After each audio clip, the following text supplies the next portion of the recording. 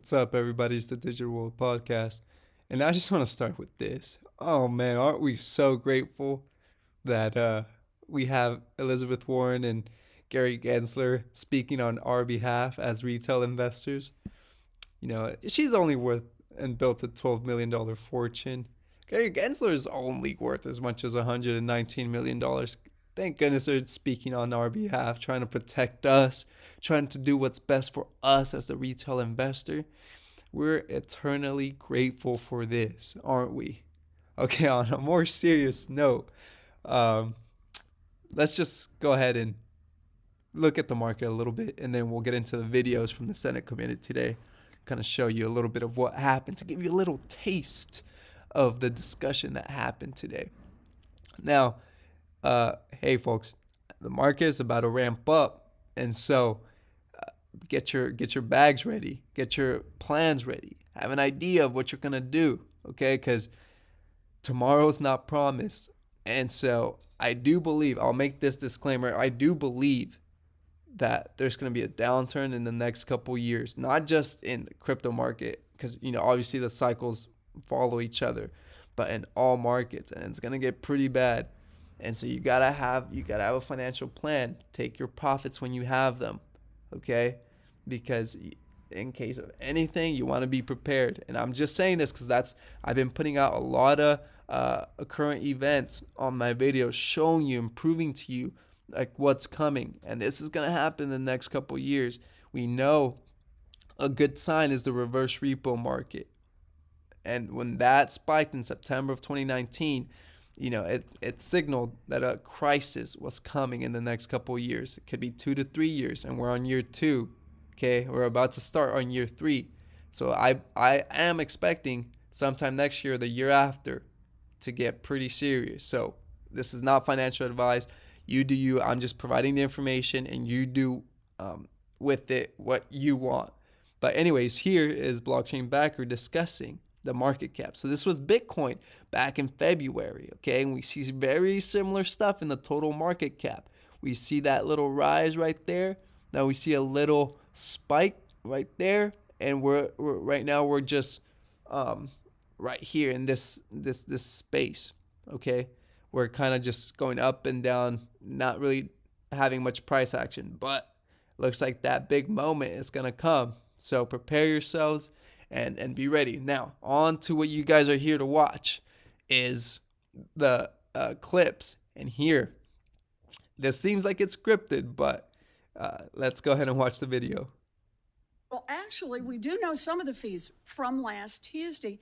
The fee to swap between two crypto tokens on the Ethereum network was more than $500. Obviously, way more than the $100 I was trying to trade in the first place. So the question I have is, in the face of these high, unpredictable fees, small investors could easily get jammed and wiped out entirely. Chair Gensler, advocates say crypto markets are all about financial inclusion, but the people who are most economically vulnerable are the ones who are most likely to have to withdraw their money the fastest when the market drops. Does this sound like the path to financial inclusion to you? It's a highly speculative asset class. It doesn't sound like the path that you mentioned. Yeah. There are a whole list of problems with crypto: unreliable tech, scams, devastating climate impact. But high, unpredictable fees can make crypto trading really dangerous for people who aren't rich. Regulators need to step up to address crypto's regulatory gaps and ensure that we're actually building the inclusive financial system that we need. And Chair Gensler, I expect you and the SEC to take a leading role in getting this done. Whoa. What did she say? Inclusive financial system that we need. And Chair Gensler, I expect you and the SEC to take a leading role in getting this done. Okay. Yes, he's going to protect us retail investors, and he's going to get the job, folks. This just seems it seems scripted to me. I don't know what you guys think, but they're clearly wanting him to take over instead of Congress providing the way. And you got to wonder what's really going on and who's really, pulling the strings here. in other words. Here's another clip that you guys should probably watch. You're drawing lines, though, I think, through public statements without actually going through, an APA process. What kind of responsibility do you have to provide clarity to market participants as opposed to really chilling the marketplace through some of these vague speeches, vague remarks, vague interviews? So I, with all respect, I think that actually the SEC has the authorities that Congress granted to, and it's a very broad definition of security. It includes investment contract, includes note, includes 35 other things. My predecessors put out various guidance, Chair Clayton and so forth put out guidance in this area as well. And so I think come in, talk to us, not you, Senator, but the entrepreneur, and work within an investor protection regime that also facilitates capital formation. I fear if it stays outside this field that I studied for 3.5 years at MIT, I have a belief that this has been a catalyst for change. But I think if it stays outside of the public policy framework for anti-money laundering, tax compliance, investor protection, it's not going to long persist. I want to shift gears for a moment and talk about China. Okay, there you have it. And he uses the fact that he knows this stuff and that he was at MIT and that he is the all-knowing of this space. Okay, so pay attention to what he's saying because like DAI says, words mean things. And it's very true, very, very true. Now, we get on to this last clip here. And this is, I think, one of the most important ones and something retail investors have been crying for and hoping for. Turn to cryptocurrencies. And my time is limited, so I'm going to try to do this as efficiently as I can, Mr. Chairman. But I think I know your position, among other things, is that not all cryptocurrencies are inherently securities, right? That's true. There are a small number that aren't, but I think that, as Chair Clayton said when he was in front of Congress, I think very many of these facts and circumstances are investment contracts. So here's my concern.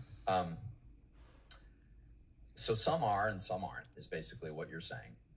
And I'm concerned that the SEC has not provided sufficient definition and explained how it would apply the Howey test, which I think is the court standard for determining when something is an investment contract. So, for instance, stable coins do not have an inherent expectation of profit. They're just linked to the dollar. Now, you might use them in an attempt to make a profit, but that's a second order activity. Is it your view that stable coins themselves can be securities? I think that, Senator, they may well be securities. As Thurgood Marshall wrote in the Reeves opinion, in defining the scope of the market that Congress, wished to regulate, Congress painted a broad brush, and it actually included about 35 different things inside the definition of a security in the 33 Act. I've just got limited time here, so I acknowledge that. Here's my problem, though. I think what you just said was that they may be securities or that some are securities. To me, a stable coin doesn't meet the second prong of the Howey test, that there has to be an expectation of profits from the investment. And so if it doesn't meet the Howey test, it looks to me like it's not a security. Now, maybe you've got a good argument for why some are and some aren't. My whole point is, I think we need to have clarity on this. And there you have it. We need to have clarity on it. And like I showed you guys, a lot of this is there's some like Senator Toomey who are asking for clarity, not regulation through enforcement. And so, but Elizabeth Warren is making her case that she wants him to lead. So we're gonna have to see what happens. I hope this episode has brought you some value. Like and subscribe. Comment below. Let me see your thoughts. What do you guys think? Put your comments in the section below. This is the Digital World Podcast, and I'll see you in the next episode.